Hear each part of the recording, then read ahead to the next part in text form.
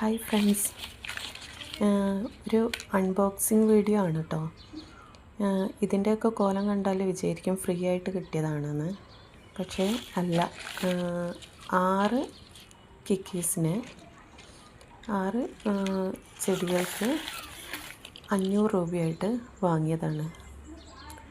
അതിൽ 1-2 വലിയ കുഴപ്പമില്ല, ബാക്കിയൊക്കെ വേരുണങ്ങി എന്താ പറയുക, വല്ലാത്തൊരവസ്ഥയിലുള്ള സാധനങ്ങളായിരുന്നു കിട്ടിയത്. പൈസ പോയത് മിച്ചം. പത്തനംതിട്ട ഒരു അഞ്ജൂസ് ഗാർഡനിൽ നിന്ന് വാങ്ങിയതാണ്.